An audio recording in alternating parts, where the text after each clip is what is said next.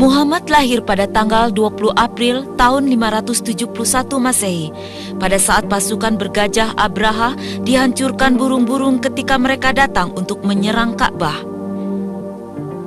Ka'bah adalah tempat di mana Nabi Muhammad dibesarkan dan diasuh. Sebuah tempat suci yang dibangun Nabi Ibrahim yang merupakan nenek moyang Nabi Muhammad. Ayahnya Abdullah wafat saat dia masih berada di dalam kandungan. Muhammad kemudian disusui oleh Halimatul Sa'diyah di desa Banu Sya'ad. Ibunya meninggal ketika dia masih berumur 6 tahun.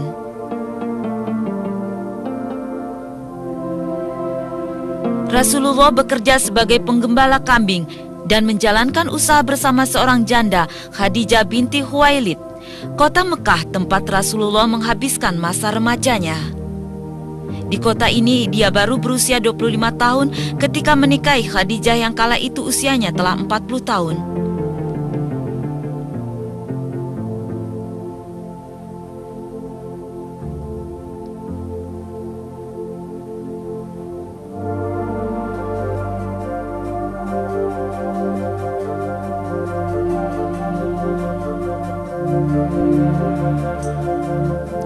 Jalur ini telah dilalui Muhammad dalam perjalanannya ke Gua Hira di puncak Bukit Nur, Bukit Cahaya.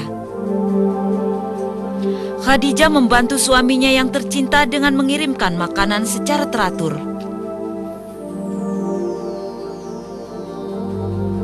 Disinilah Rasulullah menetap seperti yang dilakukan pendahulunya Nabi Ibrahim. Rasulullah marah pada kerusakan akhlak yang menimpa umatnya, yaitu mereka yang masih tetap menyembah berhala.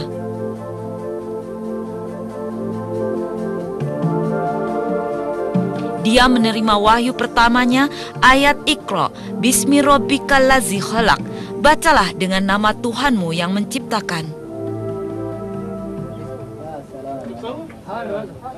Peristiwa ini yang secara resmi mengesahkan Nabi Muhammad sebagai Nabi yang terakhir. Kisah ini terjadi pada tanggal 12 Ramadan atau 6 Agustus abad ke-6 Masehi. Dia kemudian memulai misinya melanjutkan pengajaran yang dilakukan nabi-nabi sebelumnya. Pengajaran itu semula dilakukan secara diam-diam. Setelah 3 tahun barulah pengajaran tentang agama Islam dilakukan secara terbuka. Sholat 5 waktu kemudian diwajibkan. Inilah kota Mekah yang menjadi saksi Nabi Muhammad dan pengikutnya mendapat tantangan dari suku Quraisy yang dipimpin Abu Sufyan dan Abu Jahal. Karena sikap menentang tersebut, hanya 70 penduduk kota Mekah yang memeluk Islam dalam waktu 10 tahun setelah Rasul melakukan syiar. Allah memerintahkan kaum muslim untuk pindah ke Madinah. Rasulullah dan pengikut terdekatnya Abu Bakar As-Siddiq pergi ke Madinah pada tanggal 20 Juni 622 Masehi. Persekongkolan untuk membunuh Nabi tetap berlanjut, meski ketika Muhammad dan Abu Bakar tiba di Gua Syur. Namun Rasulullah berusaha menyelamatkan diri dan melanjutkan perjalanan dengan menggunakan jalur lain. Setelah 8 hari Rasulullah tiba di perbatasan Madinah, kedatangannya disambut dengan baik. Muhammad singgah sebentar di Kuba, kira-kira 15 km dari Madinah. Beliau menolong masyarakat di sana untuk membangun masjid pertama dalam sejarah Islam, Masjid Kuba. Rasul tinggal di sini selama 4 hari. Tujuan selanjutnya adalah Masjid Al-Jumu'ah. Inilah masjid di mana Rasul dan para pengikutnya melaksanakan sholat Jumat yang pertama. Setelah wahyu mengenai hal itu diturunkan kepadanya di sini. Masjid ini berlokasi di halaman rumah Banu Salim bin Auf. Masjid Nabawi sekarang menjadi simbol Madinah. Kota inilah yang menjadi tujuan akhir Rasulullah. Masjid ini yang bergabung dengan rumah Banu Salim bin Auf ini dibangun secara gotong royong di atas sebidang tanah yang dibeli oleh Rasulullah.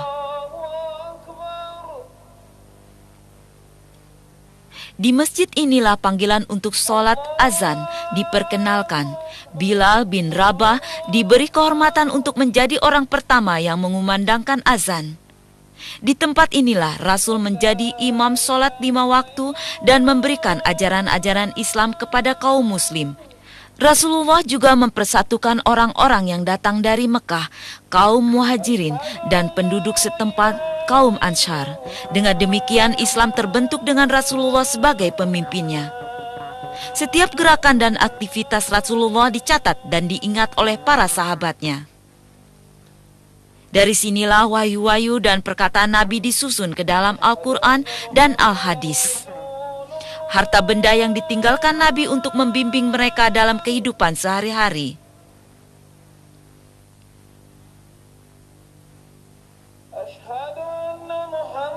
Masjid ini awalnya hanya seluas 2000 meter persegi, kemudian ditambahkan lagi 500 meter persegi pada masa pemerintahan Sayyidina Utsman bin Affan.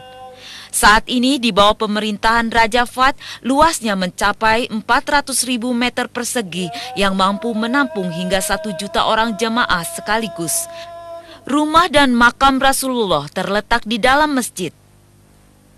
Masjid ini berdiri megah dan interiornya dilengkapi dengan fasilitas modern dalam bangunan yang luas.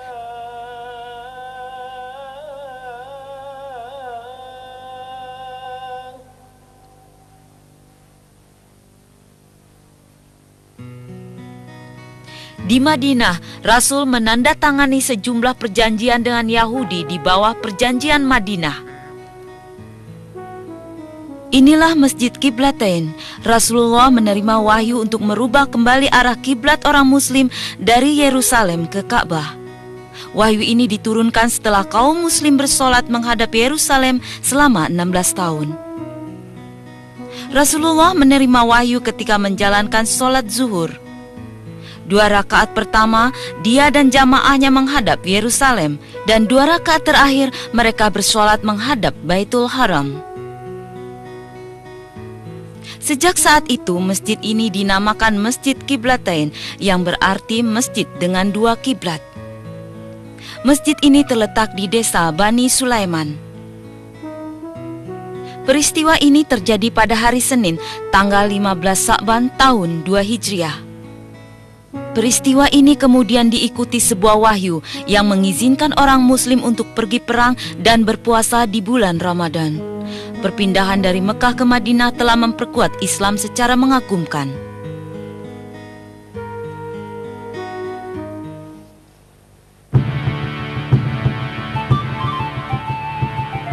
Pada tahun 2 Hijriah, Abu Jahal dengan 1000 pasukan berkuda Quraisy datang ke Madinah untuk menyerang.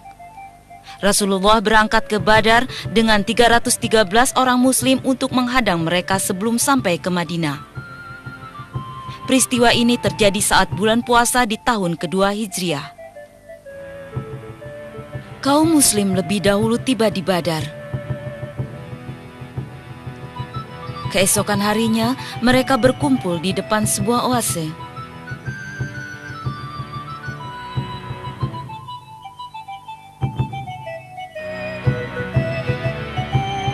Tentara Quraisy datang ke medan pertempuran. Bagian pertama adalah tantangan untuk menang dengan 3 pemenang di setiap pihak. Namun 3 orang dari pihak Quraisy tewas. Perang pun diumumkan. 70 tentara Quraisy tewas termasuk Abu Jahal dan 70 orang lainnya ditawan. Di pihak muslim 14 tewas. Kaum muslim merasakan kemenangannya yang pertama. Dendam tidak surut pada suku Quraisy setelah mereka dikalahkan di Badar, dan perang Uhud pun diumumkan. Mereka berencana untuk menyerang Madinah lagi untuk merebut kembali pamor mereka. Saat ini Allah menguji muslim dengan kekalahan karena mereka tidak berada di bawah komando Nabi Muhammad. Muhammad memimpin muslim di Bukit Uhud.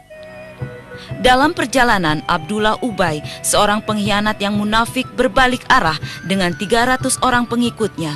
Inilah ujian pertama yang dihadapi pihak muslim. Muslim masuk dalam tanah pertempuran dan menempatkan diri di sisi Bukit Uhud. Abdullah Jubair memimpin pasukan berpanah ke puncak bukit.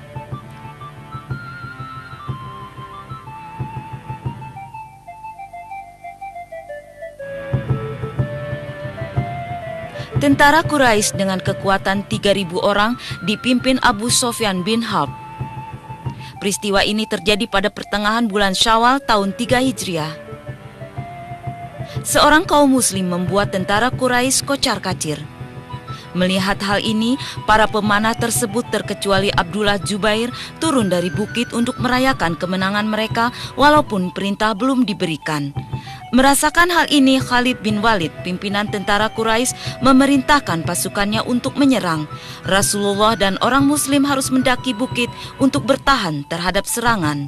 Akibat kecerobohan para pemanah itu, Rasulullah mengalami cedera.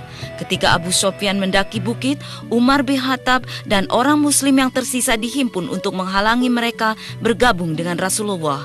Inilah makam pasukan muslim, 70 tewas bersama di Uhud.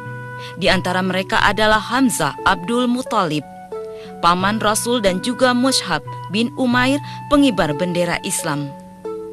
Perang Uhud mengajarkan muslim bahwa kepatuhan terhadap perintah atasan adalah sangat penting. Bagi pihak Quraisy, kemenangan tidak membawa banyak kepuasan karena mereka tidak dapat mengambil alih Madinah.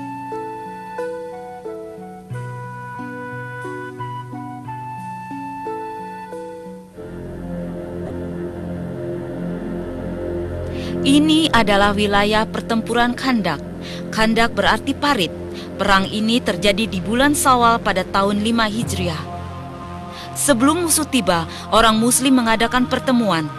Pendapat Salman Al-Farisi bahwa parit-parit dibangun untuk menahan laju pasukan yang akan menyerang. Sebuah parit besar dibangun membentang 2 bukit.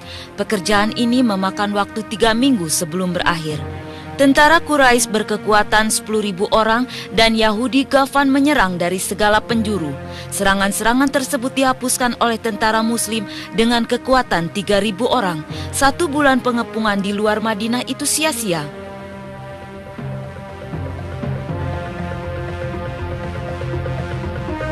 Pada tahun 6 Hijriah, Rasul dengan 1.400 orang muslim datang ke Mekah untuk berdamai dan menunaikan umroh. Perjanjian tertulis ditandatangani di Hudaibiyah antara Muslim dan Quraisy. Atas dasar perjanjian Hudaibiyah, era baru muncul atas kota Madinah. Perjanjian tersebut secara resmi memperkenalkan kemakmuran Madinah sebagai bagian Islam. Di Masjid Nabawi, Rasulullah mengambil kesempatan untuk membuka hubungan baru dengan mengirimkan surat resmi kepada kepala gubernur di luar Madinah. Orang muslim di Madinah tidak lagi takut pada serangan-serangan. Perjanjian Hudaibiyah menjanjikan perdamaian dan gencatan senjata yang mengikat selama 10 tahun. Maka terjadilah suatu peningkatan penting. Orang yang memeluk agama Islam bertambah. Di antaranya adalah Khalid bin Walid, salah seorang pemimpin Quraisy dalam perang Uhud. Juga dibiarkan untuk menunaikan umroh pada tahun berikutnya di tahun 7 Hijriah.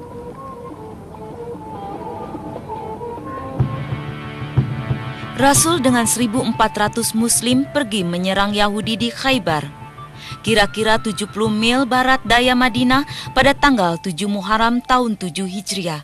Mereka mencapai kemenangan dan Abdullah Rawaha terpilih administratur di sana.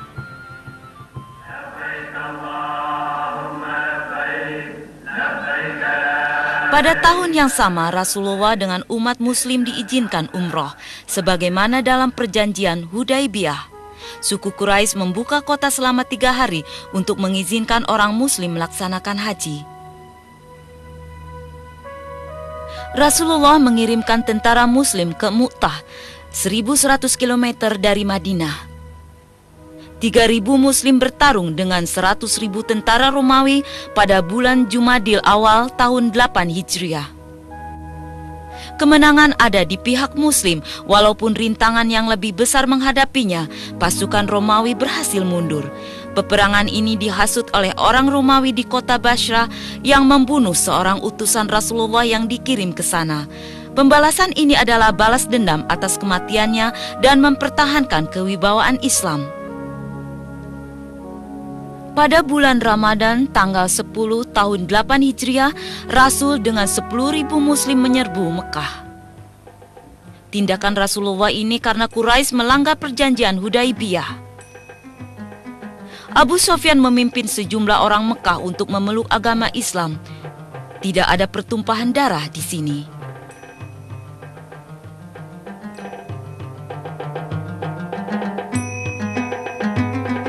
Rasulullah kembali ke Masjid Nabawi dan menyiapkan kekuatan Islam yang bersatu. Di antaranya dia melarang praktek riba, praktek menanam bunga pada transaksi keuangan di antara orang Muslim.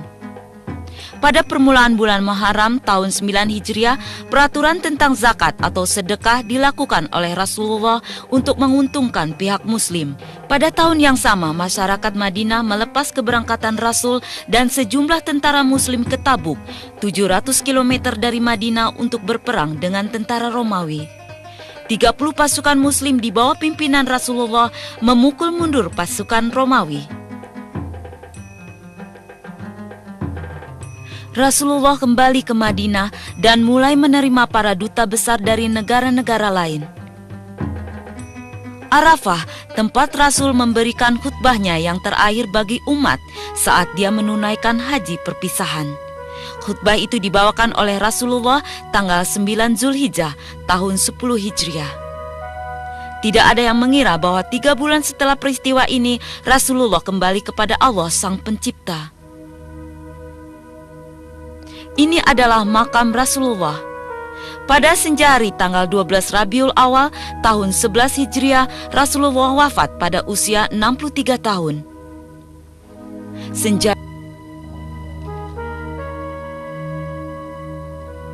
Saat ini Masjidil Haram adalah buah usaha Rasulullah dalam peranannya sebagai Nabiullah. Kaum muslim berbagai bangsa dari seluruh dunia memenuhi kota ini setiap tahun untuk menunaikan ibadah haji. Lebih dari 850 juta muslim tersebar di seluruh dunia. Dengan demikian, Islam merupakan agama dengan jumlah penganut terbanyak di dunia. Tak seorang pun menyangka bahwa dari daerah kering muncul generasi masyarakat yang dididik oleh Rasul Allah terbesar. Para penganutnya meningkatkan keimanan di 4 penjuru dunia. Mereka mampu membangun sebuah peradaban besar yang kekuatannya meningkat lebih dari sepertiga dunia selama lebih dari 10 abad dengan hanya satu ajaran, percaya pada satu Tuhan.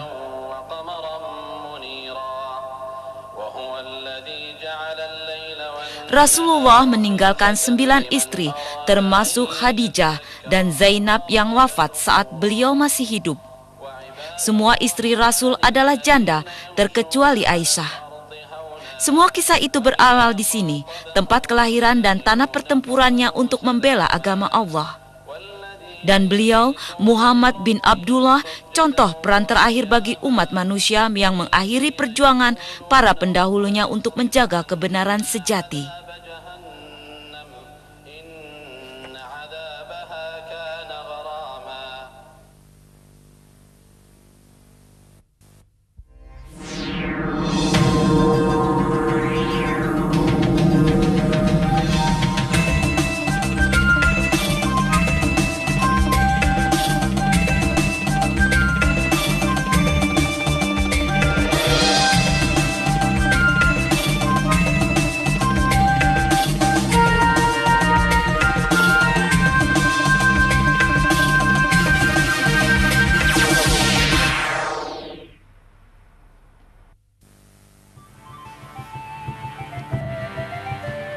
Istanbul adalah kota yang sangat bersejarah. Dibangun di atas reruntuhan kerajaan Daulah Utsmaniyah atau Ottoman, yang wilayahnya meliputi daratan Eropa, Asia, dan Afrika. Berakhir tahun 1923 saat Mustafa Kemal Atatürk mendirikan Republik Turki. Khalifah terakhirnya, Sultan Abdul Majid II, diasingkan ke Paris dan meninggal di sana tahun 1944. Turki saat ini telah mengikuti sistem kekhalifahan Islam dalam pemerintahannya. Sebagai gantinya, Turki mengubah diri menjadi modern, sekular, dan bangsa demokratis. Walaupun demikian, benda-benda bersejarah tetap dijaga.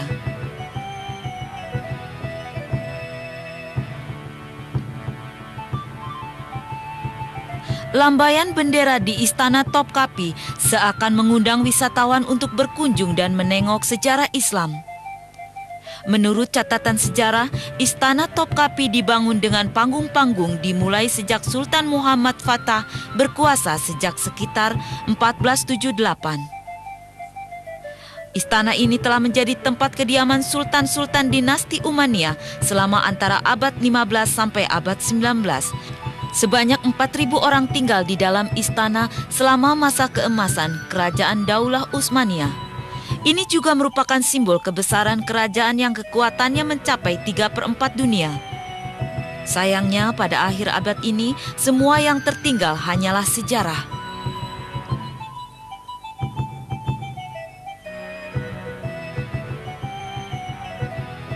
Istana saat ini diubah menjadi museum yang memamerkan barang-barang bersejarah dari Kerajaan Daulah Utsmaniyah dan juga benda-benda bersejarah Islam lain dari seluruh dunia.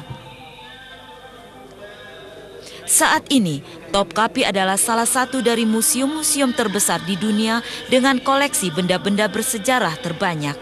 Di antara koleksi itu terdapat barang-barang pribadi Rasulullah. Dalam koleksi tersebut juga disimpan 2 koleksi pedang Rasulullah. Menurut catatan sejarah, Rasulullah mempunyai 9 pedang. Salah satunya yang dinamai Zulfikar telah diberikan kepada Sayyidina Ali. Dia juga mewarisi pedang dari ayahnya, Abdullah bin Abdul Muthalib.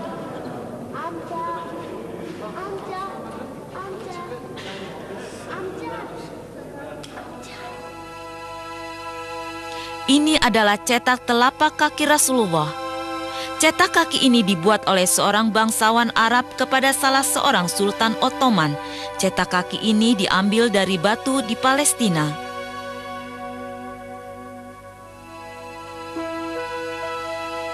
Dan cetak kaki ini dicetak ketika beliau menginjak batu untuk menaiki buraq pada malam Isra Mi'raj.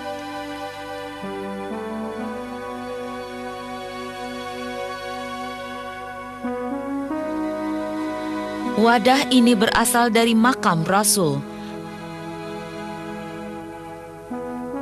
Museum Topkapi juga menyimpan 7 surat Rasulullah. 14 abad yang lalu, surat ini sampai ke tangan Muqawqis, penguasa Kipti dari Mesir. Surat itu dikirim oleh Rasulullah untuk mengajak Muqawqis memeluk agama Islam. Surat ini ditemukan di Mesir pada tahun 1850 Masehi.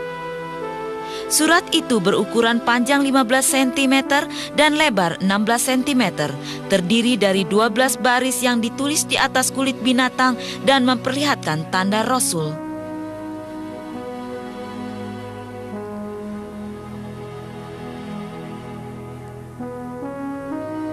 Kotak ini menyimpan gigi-gigi Rasul yang patah saat terjadi Perang Uhud. Kotak ini menyimpan cincin tanda Rasul, ditemukan di Baghdad, Irak pada abad 19.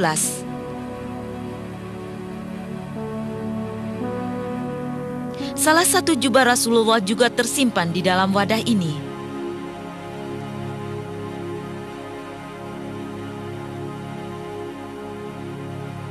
Di dalam wadah ini terdapat sedikit tanah yang diambil dari Ka'bah di Mekah. Tanah ini ditempatkan dalam wadah yang layak untuk mencocokkan status.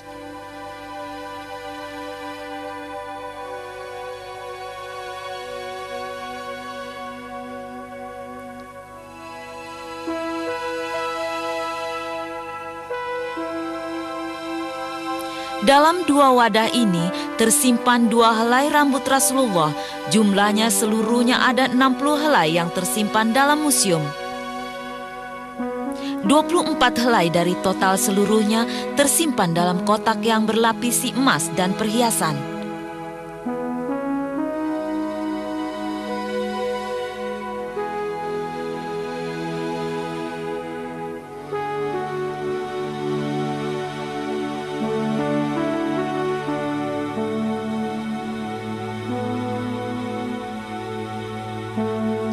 Di dalam kotak ini terdapat sedikit tanah yang diambil dari makam Rasul di Madinah. Wadah ini terbuat dari emas murni seberat 14 kg, dibuat untuk melindungi Hajarul Aswad, batu hitam di Ka'bah.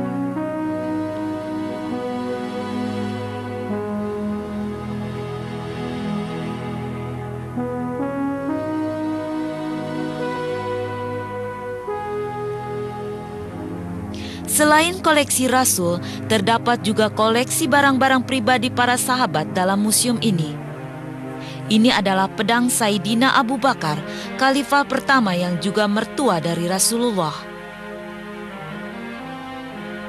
Ini adalah pedang Sayyidina Umar bin Khattab, khalifah kedua Rasulullah menikahi putrinya Hafsah.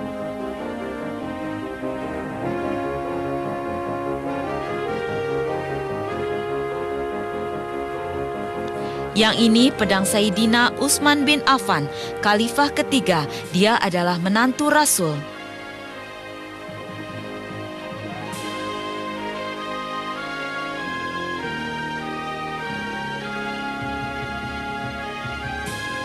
Ini adalah pedang Sayyidina Ali bin Abi Thalib, khalifah keempat, dia adalah sepupu dan juga menantu Rasul.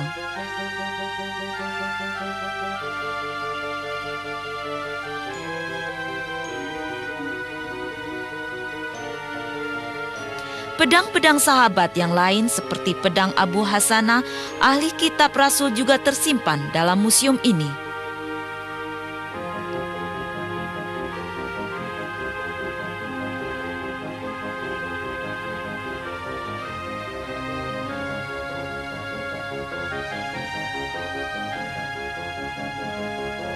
Pedang Khalid bin Walid, prajurit Islam yang terkenal. Khalid terlibat dalam sejumlah peperangan seperti Perang Mu'tah dan pembukaan kota Mekah.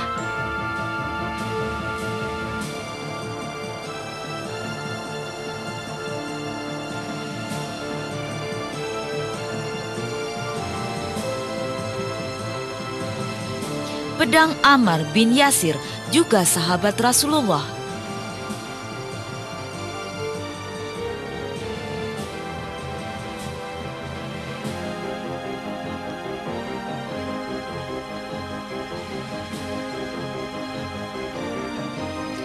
Pedang Ja'far bin Abi Thalib atau Ja'far At-Toyar yang mati syahid dalam Perang Mu'tah. Dia adalah sepupu Rasul dan juga kakak dari Ali bin Abi Thalib.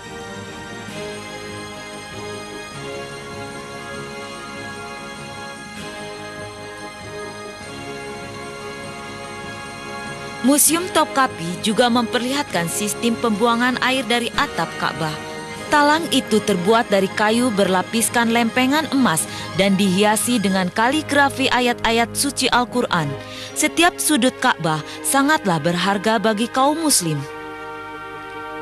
Ini berhubungan dengan fungsi Ka'bah sebagai tempat muslim menghadap saat bersholat. Namun Ka'bah tidak untuk disembah, melainkan cukup dihormati sebagai tempat suci.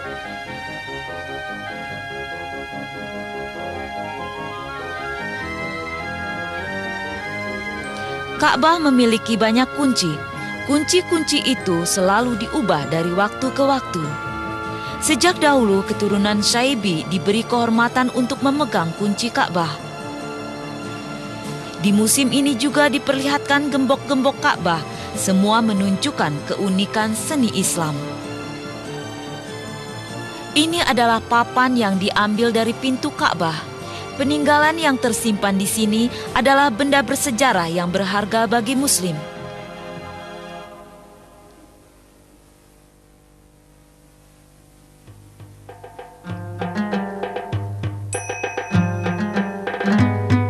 Lebih dari 100 tahun yang lalu, Jauhar Sisili, tentara dari pemerintahan Fatimiyah di Tunisia, datang ke Fustat di sisi kiri Sungai Nil. Setelah Jauhar Sisili merebut Mesir, kepentingan Fustat dikurangi. Tahun 969 Masehi, dia membangun ibu kota baru untuk Mesir, Kahirah atau sekarang dikenal dengan Kairo. Masjid Al-Husain terletak antara Khan Khalili dan Pasar Lama di Kairo dan Masjid Al-Azhar. Masjid Al-Husain dinamai sesuai dengan nama Sayyidina Husain bin Ali, cucu Rasulullah.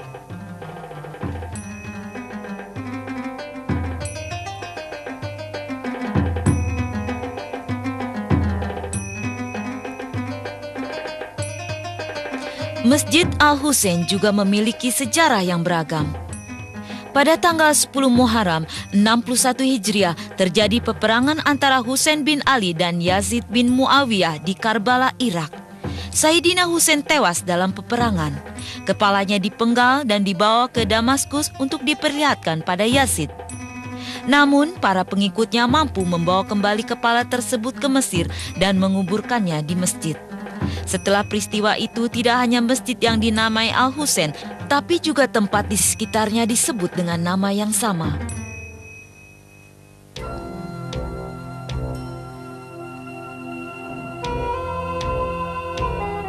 Keistimewaan lain masjid ini adalah tersedianya ruangan untuk menyimpan barang-barang Rasulullah.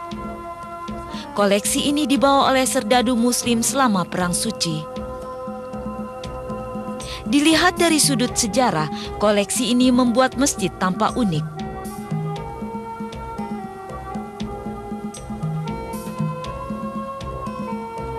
Dekorasi-dekorasi di dalam ruang pamer adalah suatu wujud kecintaan kaum muslim terhadap Rasulullah. Renovasi dan pendekorasian ruang ini dimulai sejak kira-kira 100 tahun yang lalu. Ruang ini dihiasi lampu, tenunan Mesir, kaligrafi Islam yang terkenal, dan sulaman yang indah.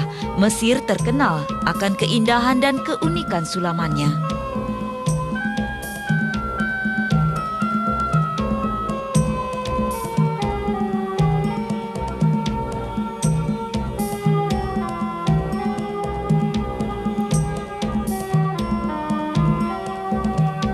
Mesir telah memasok kiswah atau tutup Ka'bah selama berabad-abad sebelum rumah untuk pembuatan kiswah dibuka di Mekah.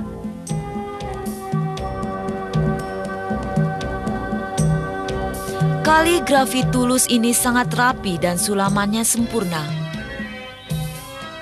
Umumnya, seniman Muslim tidak suka menciptakan ukiran atau sulaman yang menggambarkan kehidupan makhluk hidup. Sebagai penggantinya, mereka menciptakan kaligrafi dengan motif yang berbeda-beda. Pekerjaan seni dan kreativitas para seniman Muslim ini sangat sulit untuk diselesaikan. Ruang khusus dalam Masjid Al-Husain menempatkan koleksi Rasulullah. Ruang ini dijaga ketat. Jenis barang dalam ruangan ini telah dibuktikan sebagai barang milik Rasul yang asli. Pembuktian ini termasuk dalam melihat fakta sejarah dan juga analisa ilmiah.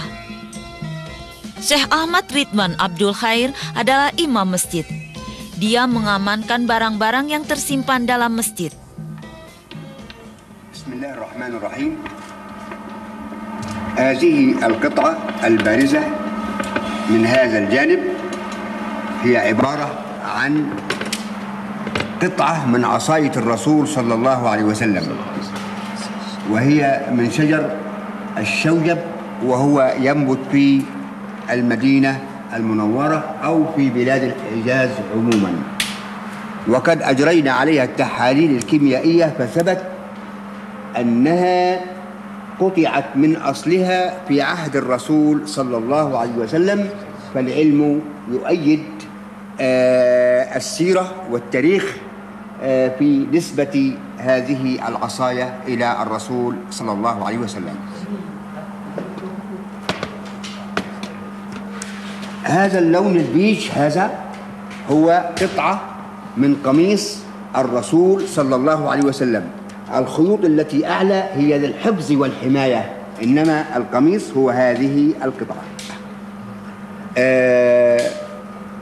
هذا القميص أو القطعة من القميص هي من القباطي المصرية، كتان مصري. والرسول كان يلبس 3 أنواع من الملابس: سحولية كانت تأتي من اليمن، سحولية كانت تأتي من اليمن، بلد اسمها سحول في اليمن، وسحارية كانت تأتي من عمان، بلد اسمها سحار في عمان، والقباطي وكانت تأتي من مصر، وهذا نوع من القباطي المصرية. هذه الحافظة المستطيلة بها فتحة، في داخل الفتحة قطعة من الشمع صغيرة بها 4 شعرات تنسب إلى النبي صلى الله عليه وسلم من شعر رأسه عليه الصلاة والسلام، لأنه كان يحلق شعر رأسه، وكانت القبائل تكاد أن تتقاسم هذا الشعر حبا في رسول الله وتبركا بكل ما هو منه عليه الصلاة والسلام. وهذه الشعارات محفوظة من عهد رسول الله إلى يوم الناس هذا، إلى هذه اللحظة. ومعروف أن أي شعر عمره الافتراضي ما بين 70 أو 80 عاما ويبيد ويتلاشى، لكن هذا الشعر لأنه ينسب إلى رسول الله له خاصية خاصة، لذلك هو نجده إلى اليوم موجود في هذا المكان. صلى الله على رسول الله.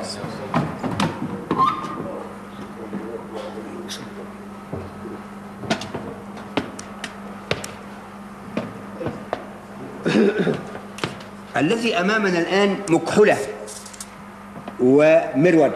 مكحلة زي الملعقة يأخذ بها الكحل، المرود يوضع ثم يوضع في العين، فمكحلة ومرود. الرسول كان يكتحل بكحل اسمه الإسمد يباع في المدينة المنورة. كان يكتحل لا لرمد، لأنه ما أصيب بالرمد في عينيه مدى حياته، وإنما كان يكتحل لبيان الجواز وإنه للرجل أن يكتحل ولا شيء في ذلك، صلى الله عليه وسلم. هذا السيف هو سيف النبي صلى الله عليه وسلم، أهدي إليه من سعد بن عبادة زعيم الأنصار، ووجدنا مكتوب على السيف بخط دقيق جدا وبحروف كوفية محمد رسول الله من سعد ابن عبادة.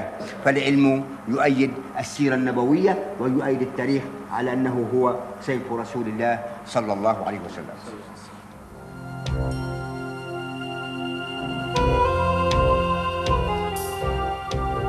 Ini adalah Al-Quran yang ditulis semasa pemerintahan Sayyidina Utsman bin Affan, Khalifah ketiga. Ayat-ayat Al-Quran itu ditulis di atas kulit rusa. Al-Quran adalah kutipan yang tersusun atas wahyu Tuhan kepada Rasulullah. Al-Quran mengungkap keimanan, hukum Islam, dan juga moralitas. 3 dasar utama dalam Islam yang menyentuh setiap aspek dalam kehidupan manusia. Usaha untuk mengutip wahyu-wahyu ke dalam buku telah dimulai sejak Khalifah yang pertama Abu Bakar Shiddiq, karena banyak sahabat yang hafal Quran tewas dalam berbagai pertempuran. Quran yang dikutip dalam bentuk tulisan disebut mushaf. Secara bersamaan, terdapat 5 mushaf yang ditulis, 4 darinya dikirim ke Mekah, Syria, Basra, dan Kufah, sehingga mereka dapat membuat salinannya.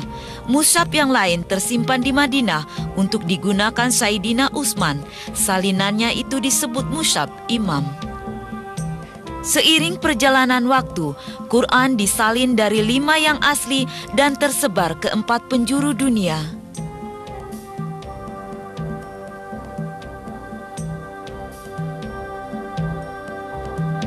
Tidak seperti kitab suci yang diturunkan kepada nabi-nabi sebelumnya, Al-Quran dijamin tidak berubah sampai hari kiamat.